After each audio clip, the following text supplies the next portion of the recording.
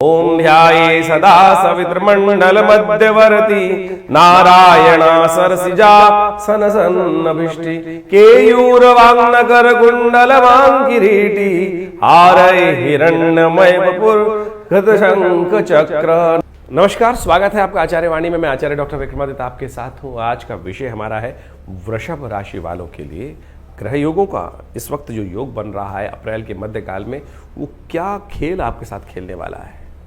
देखिए, इस वक्त वृषभ राशि वालों के लिए एक बहुत महत्वपूर्ण समय शुरू हो रहा है। अप्रैल के मध्यकाल से लेकर ग्रहों का आगे योग जो रहेगा वो बहुत आपके लिए महत्वपूर्ण रहेगा। इस वक्त बृहस्पति आपकी राशि में स्वयं विराजमान है। सूर्य की यदि बात करें तो इसी अप्रैल के मध्यकाल में वो आप राशि परिवर्तन करने का योग बनाएंगे और आपके लिए ये फेज बहुत इंपॉर्टेंट है। अगर आप जमीन पर रह के काम करेंगे तो एक बात समझ लें कि आप बहुत बढ़िया तरीके से आगे बढ़ सकते हैं, लेकिन हमें ग्रह नक्षत्रों के दृष्टिकोण से दिखाई दे रहा है कि कई मामलों में आपके विचार जो है ना वो आसमान से भी ऊपर होते दिखाई दे रहे हैं। जो महत्वाकांक्षा है वो बहुत ज़्यादा अत्यधिक होती दिखाई दे रही है, लेकिन महत्वाकांक्षा कई बार गिरा भी दे देती है। आकांक्षा होनी चाहिए पर महत्वाकांक्षा के चक्कर में नहीं फंसना चाहिए। इस वक्त यदि जमीन पर रहकर, धरातल पर रहकर प्रैक्टिकल काम करने की तरफ ज़्यादा ध्यान दोगे ना तो वो आपके लिए बहुत सुंदर रहेगा। देखिए, शनि महाराज 11वें भाव में विराजमान हैं, सूर्य आपके 12वें भाव में जा रहे हैं, बृहस्पति आपके लग्न में जा रहे हैं। यदि हम बात करें व्यावसायिक दृष्टिकोण से तो बहुत बैलेंस होकर फूक फूक के कदम रखने की ज़रूरत है और धरातल पर रह के काम करोगे तो बहुत अच्छा रहेगा। वहीं बच्चों के लिए पढ़ाई के संबंध में भी अच्छे लाभ के योग बन सकते हैं, लेकिन बहुत ज़्यादा ऊंची छलांग लगाना कहीं ना कहीं नुकसान दे सकता है।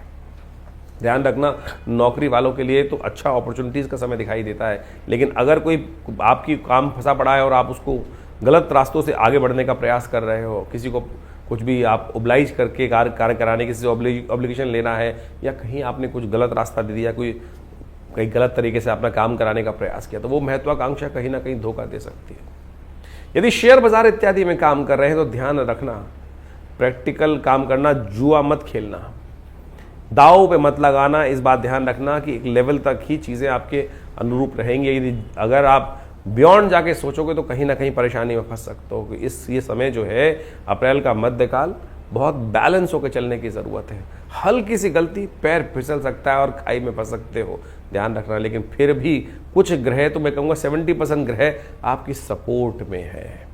भगवान कृपा आपके साथ बनी हुई है, उसका लाभ आप कैसे लेना है वो आप समझ लें बहुत बढ़िया तरीके से।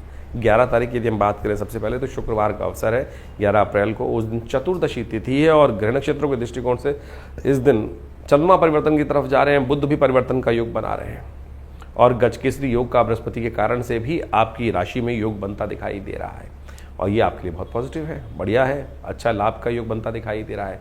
चीज़ें जैसी दिखाई दे रही हैं, हमको ऐसा दिखाई देता है कि अपनी मस्त चाल में चलते हुए कार्य करने का प्रयास करें।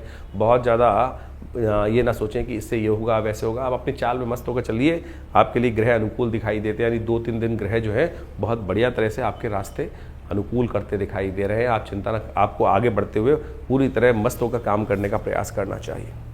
ये जो बुध का परिवर्तन है ये भी आपके बड़े अनुकूलता प्रदान करता दिखाई दे रहा है। बुध जो है वो शनि के नक्षत्र में प्रवेश करते दिखाई दे रहे हैं और बहुत जल्दी आगे निकल जाएंगे, लेकिन चीज़ों की मार्गी हो जाने के कारण से थोड़ी सी चीज़ों को व्यवस्थाओं में परिवर्तन का योग आपके लिए अवश्य बनता दिखाई दे रहा है। ये आपके लिए बड़ा कल्याणकारी योग बनता दिखाई दे रहा है।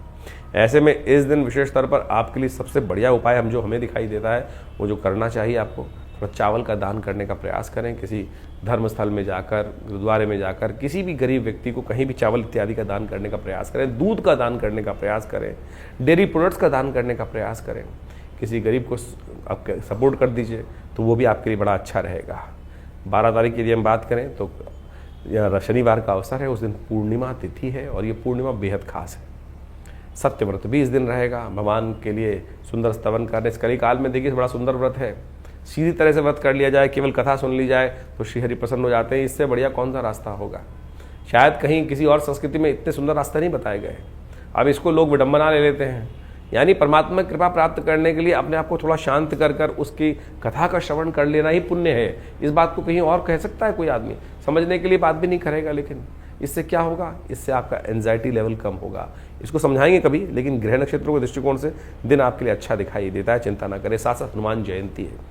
इस वक्त शनि महाराज आपकी राशि के दृष्टिकोण से थोड़ा सा राशि परिवर्तन कर कर गए तो अच्छी जगह है, लेकिन फिर भी उनकी दृष्टि जो है वो आपकी राशि पर पड़ रही है।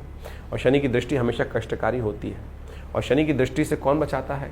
हनुमान जी बचा सकते हैं। इस दिन हनुमान जी का जन्म दिवस है, हनुमान जयंती है, शनिवार के दिन पड़ रही है, तो बस इसी को ठीक करना है। आपकी बुद्धि पर भी शनि की दृष्टि है, आपके स्वभाव पर भी, आपके अपने फेस पर भी, आपके अपने चरित्र पर भी शनि की दृष्टि पड़ रही है, और साथ साथ आपके बंधन वाले भाव को पर भी शनि महाराज की ये दृष्टि पड़ रही है। तो ऐसे में शनि को मनाओ, सदा सुख पाओ। हनुमान जयंती के दिन आपको अवश्य शनि का उपचार कर लेना चाहिए। राहु के साथ युक्त होकर शनि महाराज पंचग्रही योग आपकी राशि के दृष्टिकोण से 11वें भाव में बना रहे हैं, लाभ वाले भाव में बना रहे हैं। इस वक्त सबसे बढ़िया काम रहेगा कि शनि को अनुकूल करने का प्रयास करें। शनि का हनुमान चालीसा का पाठ करें, सुंदरकांड का पाठ करें, हनुमान जी को चोला चढ़ाएं। हमने विवेकानंद योगाश्रम में इस दिन सुंदर व्यवस्था रखी है। उस दिन हनुमान चालीसा का, यहाँ जो हनुमान जयंती का कार्यक्रम रहेगा, हनुमान यज्ञ रहेगा, सुंदरकांड का पाठ रहेगा, सवा मनी का भोग रहेगा, हनुमान जी को सुंदर स्वर्ण का चोला चढ़ाया जाएगा, पवित्र चोला चढ़ाया जाएगा। आप भी स्वयं इस कार्यक्रम में दर्शन कर सकते हैं, आ सकते हैं, भाग ले सकते हैं। शाम को करीब करीब 5 बजे से लेकर रात्रि में 11 बजे तक सुंदर कार्यक्रम है। अवश्य श्रद्धा के साथ भगवान का स्मरण करने के लिए आप सदर आमंत्रित हैं। अपने नाम से भी कुछ पाठ कराना चाहते हैं तो उसके लिए आश्रम की व्यवस्थाएं हैं, उसमें जानकारी ले सकते हैं, रजिस्ट्रेशन करा सकते हैं। फ़ोन नंबर चल रहे हैं। 12 तारीख रविवार का दिन है और उस दिन वैशाख का महीना आरंभ हो रहा है, और साथ साथ ग्रह नक्षत्रों के दृष्टिकोण से परिवर्तन का योग है। इस दिन चंद्रमा परिवर्तन की तरफ जाएंगे, सूर्य परिवर्तन के लिए जाएंगे, और साथ साथ शुक्र भी परिवर्तन के साथ योग बनाते दिखाई दे रहे हैं। ये सारे परिवर्तन आपकी राशि के दृष्टिकोण से यदि हम देखें तो विशेष तौर पर कई प्रकार के संबंध बनाते दिखाई दे रहे हैं। थोड़ा ध्यान रखने की ज़रूरत रहेगी। स्वास्थ्य के मामले में ध्यान रखिएगा। आने वाले 2-3 दिन स्वास्थ्य के मामले में थोड़े भारी दिखाई देते हैं। जो सबसे इंपॉर्टेंट बात है, वृषभ राशि वालों के लिए सूर्य का परिवर्तन का योग बन रहा है। ये सूर्य कहीं ना कहीं आपकी राशि के दृष्टिकोण से यदि हम बात करें तो इस पूरे महीने में, यानी 13 अप्रैल से लेकर करीब करीब मध्य मई तक के लिए थोड़ा सा ध्यान रखने की ज़रूरत है। मनोमस्तिष्क में थोड़े विचार ऐसे रहेंगे कि हम ये भी प्राप्त कर लें, ये भी, यानी बहुत महत्वाकांक्षी हो जाएंगे आप। आपकी राशि के दृष्टिकोण से महत्वाकांक्षा अत्यधिक बढ़ती दिखाई दे रही है, और ये महत्वाकांक्षा आपकी राशि के दृष्टिकोण से आपको समझ लेनी चाहिए कि ये आपके लिए बहुत महत्वपूर्ण है। ओवर एम्बिशियस होना बहुत नुकसानदायक भी हो जाता है कई बार। इस वक्त बहुत सारी स्थितियां ऐसी हैं कि आपके लाभ की तरफ ले जा रही हैं, तो हवा में ना जाके काम करें, प्रैक्टिकल काम करने का प्रयास करें। बहुत ज़्यादा हवा में उड़ना कहीं ना कहीं नुकसानदायक हो सकता है, इसलिए बहुत सोच समझ कर वृषभ राशि वालों इस पूरे महीने में काम करने की ज़रूरत है। इस दिन ग्रहों का परिवर्तन जो हो रहा है, शुक्र भी परिवर्तन के साथ तरफ जा रहे हैं, और ये सब आपके लिए अच्छा है। संत महात्माओं की सेवा करने का प्रयास करें, साधु जन की सेवा करने का प्रयास करें, ये आपके लिए सबसे श्रेष्ठ उपाय दिखाई देता है हमको इस राशि के दिन। खास तौर पे वैशाख की पूर्णिमा जो है वो विशेष तौर पर जो योग वैशाख का महीना जो होता है, जिसे कहा जाता है शास्त्र के दृष्टिकोण से ये महीना बड़ा कल्याणकारी महीना होता है। भगवान का स्तवन भगवान विष्णु को बड़ी अति प्रिय महीना माना जाता है। माधव महीना कहा जाता है। इस दिन भगवान विष्णु ने अपना नाम स्वयं दिया इस महीने को। जैसे कार्तिक का महत्व है, उसी प्रकार से वैशाख का महत्व भी कहा गया है। इसमें स्नान का महत्व, शास्त्र कहता है कि इस दिन समस्त तीर्थों का जल जो है गंगा के समान पवित्र हो जाता है, तो इस दिन गंगा जल का दान करना चाहिए। कलश भर के जल का दान, खरबूजे का दान इत्यादि करना बड़ा कल्याणकारी माना जाता है। हमने विवेकानंद योगाश्रम में इस दिन बड़ा अच्छा यज्ञ रखा है, क्योंकि इस दिन हृदय नाम के योग का निर्माण हो रहा है। रविवार है, संक्रांति है, साथ साथ वैशाख के महीने का आरंभ है, तो इस दिन हमने, और इस बार राजा भी सूर्य हैं और रविवार के दिन योग बन रहा है, तो सोचें कितनी सुंदर स्थिति ग्रहों की बन के तैयार है। ऐसे में विशेष तौर पर आपके लिए अच्छा रहेगा कि गायत्री का यज्ञ करें। और विवेकानंद योगाश्रम में हमने गायत्री का यज्ञ रखा है। सुबह 8 बजे से लेकर करीब करीब 11 बजे तक कार्यक्रम रहेगा, भंडारा रहेगा, तो आप भी इसमें सम्मिलित हो। भगवान की कृपा से कल्याणकारी योग बन सकता है। 14 तारीख को संक्रांति का पुण्य रहेगा, क्योंकि संक्रांति का जो समय है वो करीब करीब रात्रि में 3 बजे 3:30 के आसपास का है, तो पुण्य उसका अगले दिन रहेगा, सोमवार के दिन रहेगा। तो कोशिश ये करें उस दिन छाते का दान, खरबूजे का दान, पंखे का दान, अन्न का दान, कलश भर के जल, कलश भर के अन्न इत्यादि का दान, सतनाजे का दान करना आपके लिए बड़ा अच्छा योग बनाता दिखाई दे रहा है। इस दिन ग्रह नक्षत्रों का योग जो है थोड़ा स्वास्थ्य के मामले में भारी है, ध्यान रखना। अननेसेसरी की एंजाइटी मत पालना। हर चीज़ में थोड़ी बहुत जल्दबाजी महत्वपूर्ण रहेगी, आपके लिए नुकसानदायक हो सकती है। धीरे धीरे सोच समझकर कार्य करने की ज़रूरत रहेगी। जल्दी का काम शैतान का होता है, इस बात का ध्यान रखते हुए कार्य करें। शिव का ध्यान करें, शिव का स्मरण करें, शिव को का अभिषेक करें, और महामृत्युंजय मंत्र का जप करें, यह आपके लिए बहुत ज़रूरी है, क्योंकि स्वास्थ्य के मामले में ग्रह भारी दिखाई देते हैं। वहीं 15 तारीख की यदि हम बात करें तो उस दिन द्वितीया तिथि है और साथ साथ चंद्रमा उच्च के हो जाएंगे इस दिन। लेकिन दिन थोड़ा हल्का दिखाई देता है, सुबह का समय जो है थोड़ा भारी दिखाई देता है, शाम आते आते रिजल्ट्स पॉजिटिव होने के डायरेक्शन यानी अच्छे होने के योग दिखाई देते हैं। लेकिन थोड़ा ध्यान रखना, मन जो है वो हल्का है, कहीं ना कहीं थोड़ा सा शंकाओं में घिरा दिखाई देता है। अच्छा होगा कि आपके लिए थोड़ा आप भगवान का स्तवन करें, हनुमान जी का पाठ करें। आपकी राशि के दृष्टिकोण से मंगलवार का दिन है और हमें दिखाई देता है हनुमान जी का पाठ करना, हनुमान जी को चोला चढ़ाना, हनुमान जी के लिए पीपल के पत्तों की माला उनको अर्पित करना, ये सब प्रकार से आपके लिए कल्याणकारी योग बनाती दिखाई दे रही है। 16 तारीख का दिन बुधवार का दिन है, तृतीया तिथि इस दिन विद्यमान है। सुबह भद्रा रहेगी करीब करीब 1:30 बजे तक और उसके बाद सर्वार्थ सिद्ध योग का निर्माण हो जाएगा।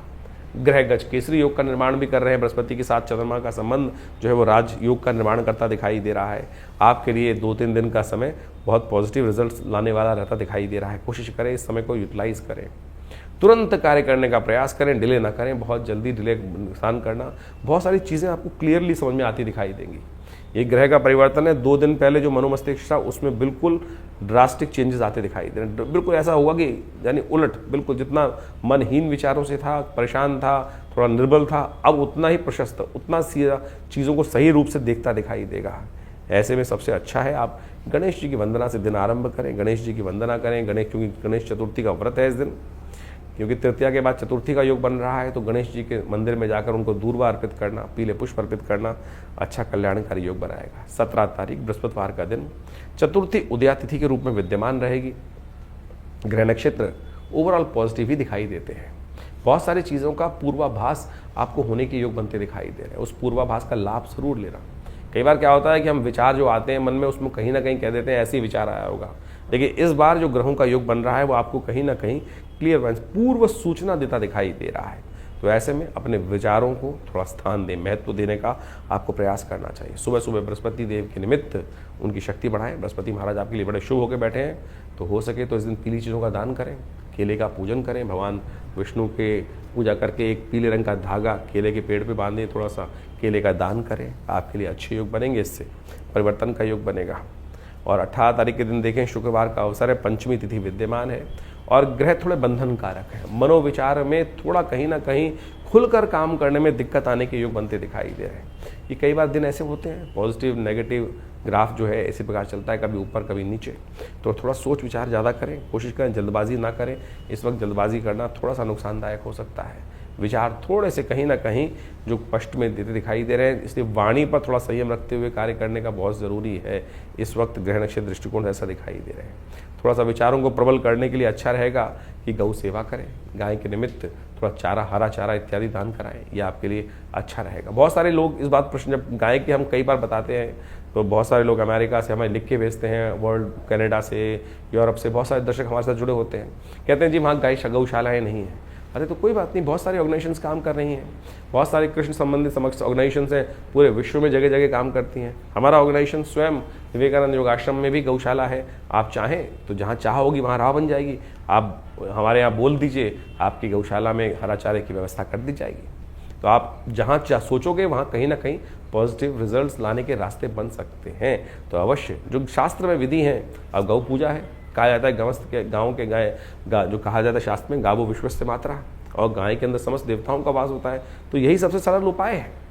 आज की तारीख में हम केवल इसी बात में फंस जाते हैं कि हीरा पहन लें या ये पहन लें, नग पहन लें, इसी के द्वारा उपचार हो सकता है। और तो और अभी कुछ दिन पहले कुछ तथाकथित लोगों ने इस प्रकार से शुक्र को मजबूत करना चाहते हैं तो आप मदिरा का सेवन कर सकते हैं, ऐसे ऐसे उपाय बताने का प्रयास किए।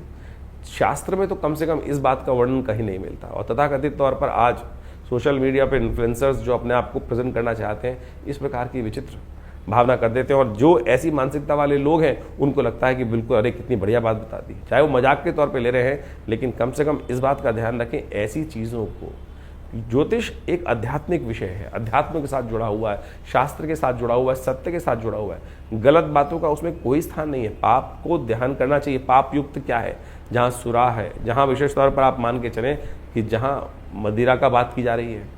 और एक बात और समझें कि अभी सुरा का शब्द का उच्चारण हुआ तो सुरा का मतलब कहीं भी रस से मतलब हो सकता है, लेकिन शास्त्रों में यदि सुरा की बात की जाती है तो सुरा को शराब से ना जोड़ें। जो विशेष तौर पर ध्यान रखना चाहिए हम सबको, तथाकथित तौर पर बहुत सारे लोग भ्रांति उत्पन्न कर देते हैं इस प्रकार से। सुरा का मतलब तो पेय हो सकता है, हाँ मदिरा शब्द का उपयोग किया गया है, और इस बात का ध्यान रखें तो हमें शास्त्र के दृष्टिकोण से समझना चाहिए। इन सब बातों का शास्त्र में कोई स्थान नहीं है, तो इस बात को समझते हुए कार्य करेंगे तो बहुत अच्छा रहेगा। 19 तारीख का दिन शनिवार का अवसर है, षष्ठी तिथि विद्यमान है, और ग्रह नक्षत्रों के दृष्टिकोण से हम बात करें तो अब ये ग्रहों का योगा योग थोड़ा सा आपके लिए नेगेटिव दिखाई देता है। थोड़ा सा आपको शक्ति देनी पड़ेगी, हनुमान जी की कृपा चाहिए इस वक्त। मन जो है थोड़ा सा बंधा दिखाई है, मन थोड़ा शक्तिहीन आपको थोड़ा सा फंसे हुए दिखाई देते हैं, विचार थोड़े फंसे हुए दिखाई दे रहे हैं। उसको ठीक करने के लिए क्या करना चाहिए, हो सके तो थोड़ा सा हनुमान जी का स्तवन करें, सबसे श्रेष्ठ है। इस कलिकाल में अष्ट चिरंजीवी कहे गए, अश्वत्थामा बलिर्व्यास हनुमानश्च विभीषण कृपा परशुराम से मार्कंडे च अष्टमा, ये अष्ट चिरंजीवी कहे गए हैं, और इस कलिकाल में हनुमान जी सबसे श्रेष्ठ है।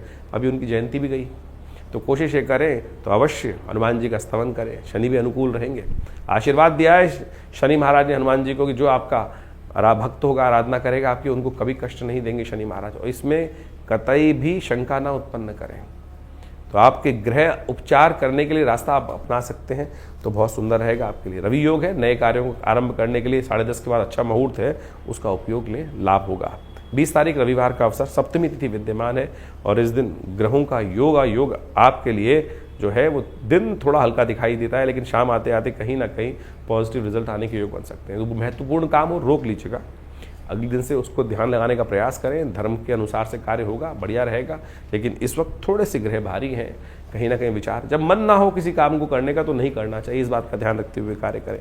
रविवार का अवसर है, इसलिए कोशिश ये करें थोड़ा भगवान सूर्य की आराधना करें। इस वक्त सूर्य आपकी थोड़ी महत्वाकांक्षा बढ़ाते दिखाई दे रहे हैं। जैसे हमने कहा कि नित्य प्रति पूरे महीने सूर्य को जल अवश्य दीजिएगा, हो सके तो गायत्री का पाठ मानसिक तौर पर अवश्य करने का प्रयास करें। रविवार का दिन है, हमने विवेकानंद योगाश्रम में इस दिन अपने यज्ञ में सब लोग सम्मिलित करने की परमिशन रहती है, तो आप अवश्य उसमें यज्ञ में बैठें, अपने नाम से कराएं। गायत्री का यज्ञ रहेगा, सूर्य को बल देने वाला यज्ञ रहेगा, नवग्रहों को ठीक करने वाला यज्ञ रहेगा, अवश्य इनमें सम्मिलित होकर अपने कष्टों को दूर कर सकते हैं। वैशाख का महीना अभी चल रहा है, और इस वैशाख के महीने का शास्त्र में अद्भुत महत्व कहा गया है।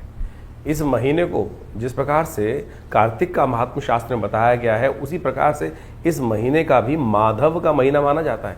भगवान विष्णु की सुंदर उपासना करने का वैसे ये सब सुंदर अवसर कहा जाता है। कहा जाता है कि इस महीने में जितना दान पुण्य इत्यादि किया जाए, स्नान किया जाए, वैशाख के स्नान का भी बड़ा अद्भुत महत्व शास्त्र में वर्णित है। तो इसके अनुसार से शास्त्र में कहा जाता है कि समस्त तीर्थों का जल गंगा के समान हो जाता है, और ऐसे में तीर्थ जलों में स्नान कर कर, तीर्थों में स्नान इत्यादि कर कर पुण्य कर्म करना, पितरों के निमित्त तर्पण इत्यादि करने से समस्त प्रकार के अनिष्ट दूर हो जाते हैं। शास्त्रों में इसी प्रकार की कथा भी वर्णित आती है कि जिसके अंदर अनेक लोगों ने अपने जीवन के कष्टों को दूर करने के लिए, कहा जाता है कि एक समय में एक व्यक्ति रहता था, जीवन में कई प्रकार के कष्ट थे उसके जीवन में, और उसने जब जानना चाहा कि कारण क्या है, तो मालूम चला कि पितृ प्रसन्न नहीं है, कहीं ना कहीं पितरों का के प्रति जो दायित्व है वो निर्वाह नहीं कर रहा है। तो इस महीने में उसने पूरा जो शास्त्र विधि के अनुसार से भगवान की उपासना कर कर और तर्पण इत्यादि, यज्ञ इत्यादि, गायत्री का करके सुंदर कार्य किया, उससे पितृ भी निवृत्त हुए, जीवन के कष्ट भी दूर होने के योग बनते हैं। हमारे भी जीवन में कई बार इसी प्रकार के कष्ट चलते रहते हैं, तो हमें इन समस्त योगायोग को लाभ लेते हुए कार्य करने का प्रयास करना चाहिए। और वैशाख का महीना तो खासतौर पर भगवान विष्णु को प्रसन्न करने का अद्भुत महीना, जैसा हमने शास्त्र में जो बातें उसको बताई आपको, इन्हीं में परशुराम जयंती, कूर्म जयंती और भगवान बुद्ध की जयंती, अनेक प्रकार की जयंतियों का भी सुंदर समावेश इस मास में किया जाता है।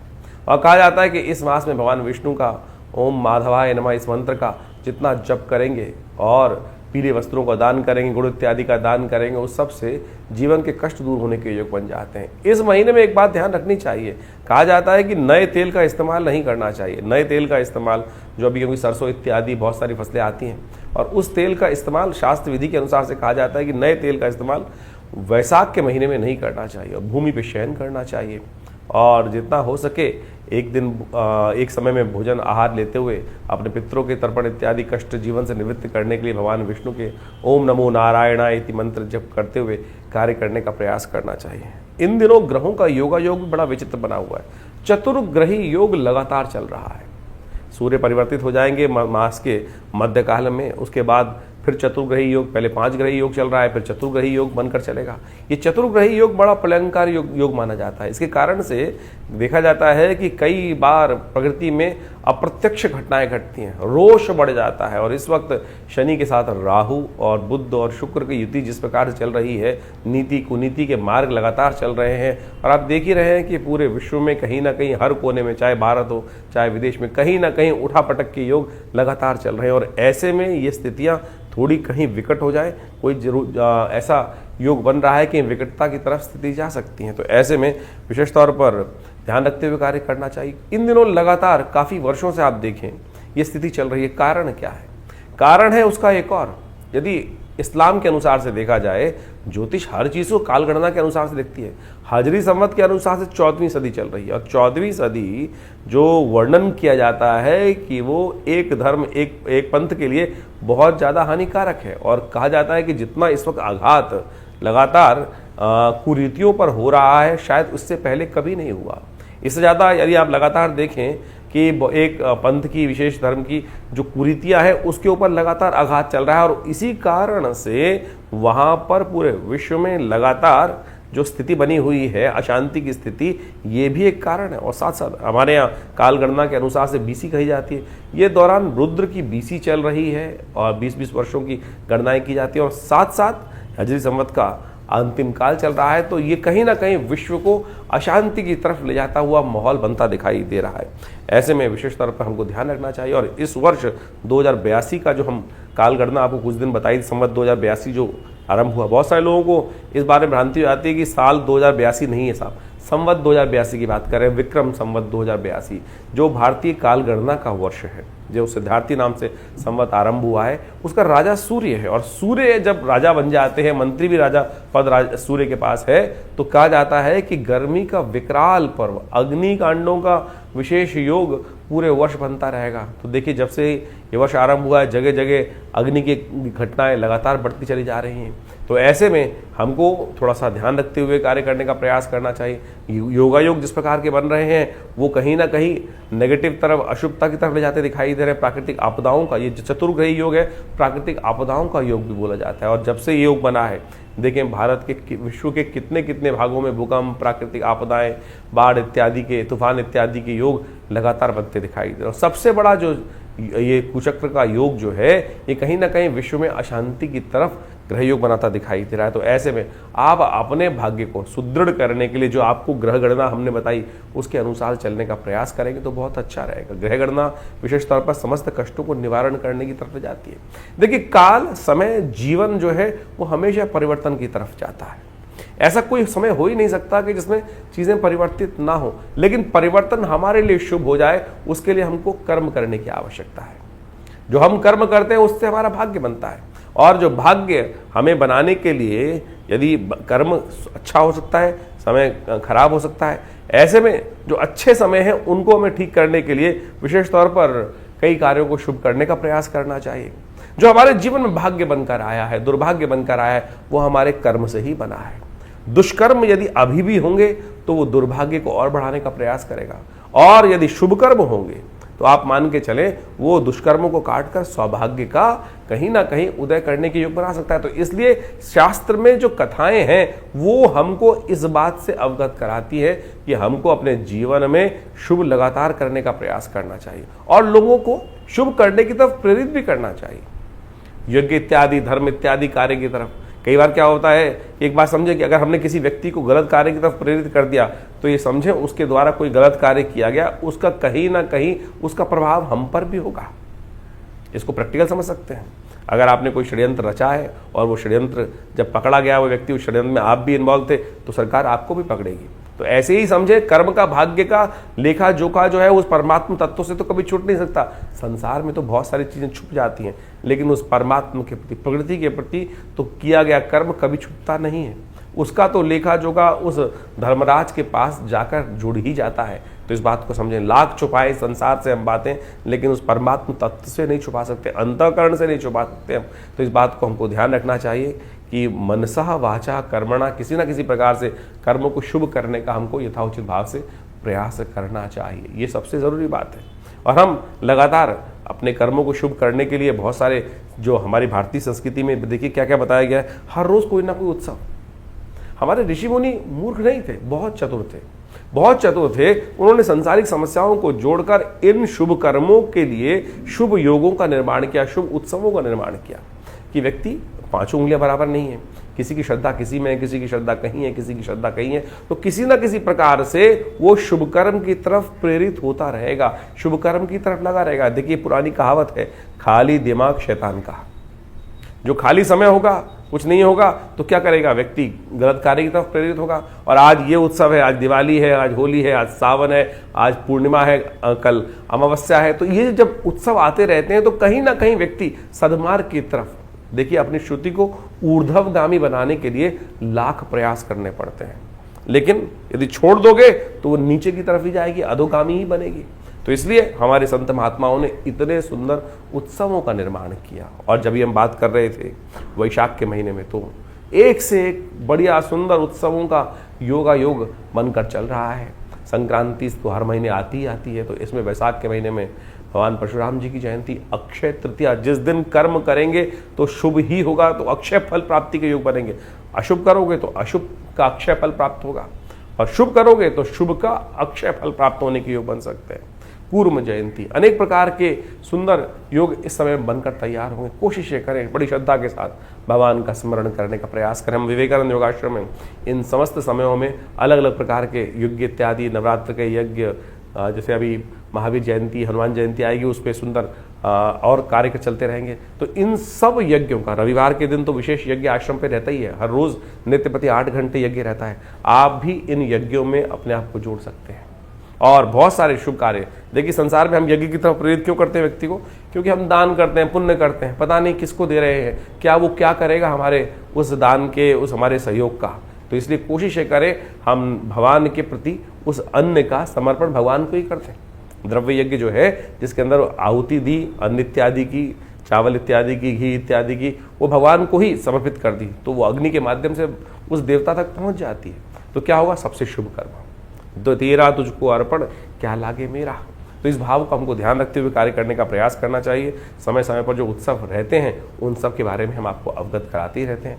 तो आप भी जुड़िए संस्थान से, और हर रविवार को जो यज्ञ सामूहिक तौर पर यज्ञ होता है, वैसे तो नित्य प्रति यज्ञ होता है, रविवार वाले यज्ञ में सब लोग आकर उस यज्ञ में बैठ सकते हैं। सुबह 8 बजे से लेकर करीब करीब 11 बजे तक ये कार्यक्रम रहता है। माँ भगवती के दरबार में अपनी उपस्थिति दीजिए। माँ भगवती का जो सुंदर श्री विग्रह है उसके बारे में हमने कई बार आपको बताया है। ये 400-500 साल पुराना भगवती का दिव्य श्री विग्रह है जो हमारे आश्रम में विराजित है।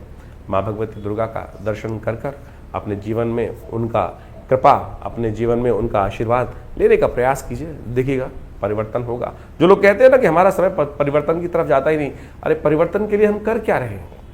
हम सपनों में संसार बुनने का प्रयास कर रहे हैं, विचारों में सपनों को बुनने का प्रयास कर रहे हैं। प्रत्यक्ष कर्म क्या कर रहे हैं? यदि प्रत्यक्ष कर्म सही रूप से करें, चाहे वो साधना हो, चाहे वो मंत्र जप हो, तो देखिएगा ऐसा हो नहीं सकता कि समय परिवर्तन की तरफ ना जाए। विचार शुभ रखते हुए हमको अपने आप को शुभ कर्म की तरफ प्रेरित करना चाहिए। यही कल्याण का मार्ग।